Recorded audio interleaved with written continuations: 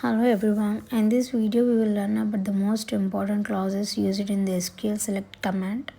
The select statement is used to retrieve the data from a database table. Here we are having some of the common select clauses like where clause, group by clause, having clause, order by clause, limit clause, fetch clause and distinct clause. So let's start with where clause. Where clause is used to filter rows from a table based on the condition. It is commonly used with select, update, delete. So the syntax of where clause is here we are having the select column 1, column 2, column 3 and so on from the table name. And we have to mention the condition like where. So for example, we need to select salary from the employees. We use this select star from employees where salary greater than 50,000. So this query returns only the employees whose salary is greater than 50,000. And the next one is group by clause. The group by clause is used to group the rows that have the same values. It is mainly used with aggregate functions like sum, count, average, max, min. So here we are having the syntax like select column 1, column 2 and also aggregate function of particular column from the tables, and we have to apply the conditions and we need to use group column 1, column 2. So for example, we need to select the department and count of employee ID from employees, and also department should be grouped and the final result will display the number of employees in each department. And the next one is having clause. Having clause is used to filter the groups, not individual rows. It is used after the group by. And we are having the syntax like select column 1 and also we use it same as group by clauses. And by last we are having a condition. Next example, select department and count of employee ID from the employees, and we also group the department. And last we are having the conditions like having count of employee ID is greater than 5. So this query the output displays like it returns the departments that having more than 5 employees. Next one is order by clause. The order by clause is used to sort the result. So it also support the ascending order by default and also use a DESC option to get rows in descending order. So here we are having the syntax like column list from a table, and also we use the where condition and also order by column 1, column 2, which we are particularly used for ascending or descending. Next one example. In this example we need to select the name salary from employees, and also the salary should be displayed in descending order. So that's why we use order by clause. And what it displays employees sorted by salary in the descending order. Next one is limit clause. So the limit clause is used to restrict the number of rows that we written.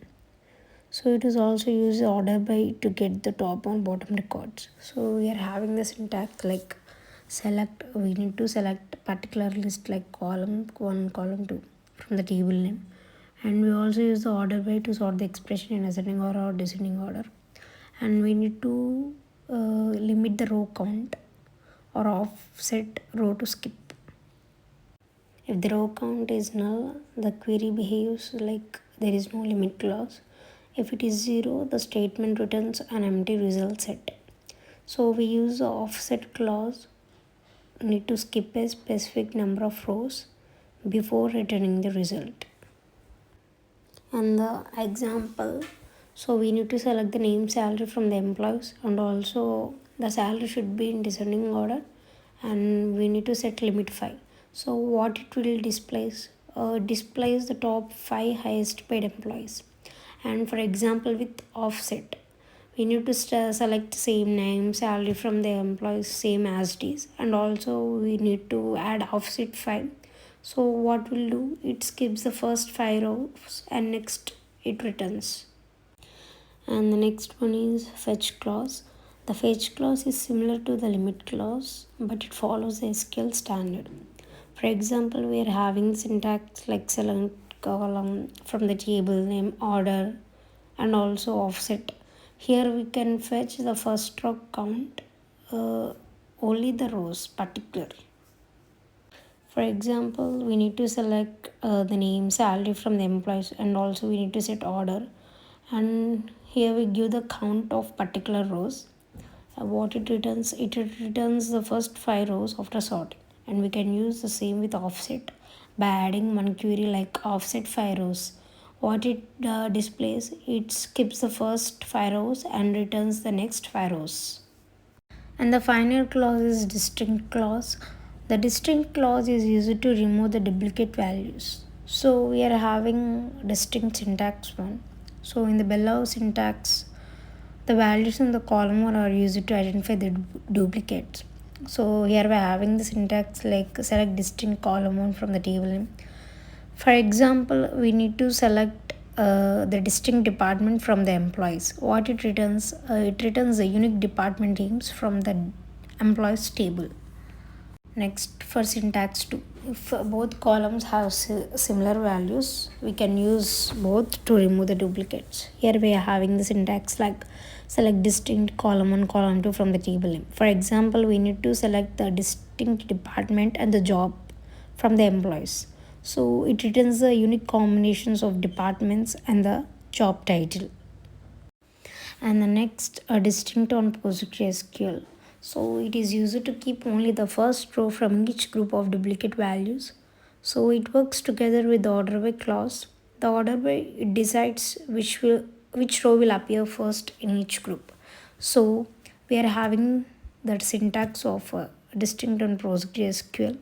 So let's say we have an employees table and we want one employees from each department, specifically the one with highest salary. So this query works in 3 steps, like it groups the rows by department. Inside each department, it sorts the employee by salary in descending order. So next it picks the first employee from each department. So the result will be one employee per department, and that employee will have the highest salary. So today we learned about the main classes used in the SQL select command.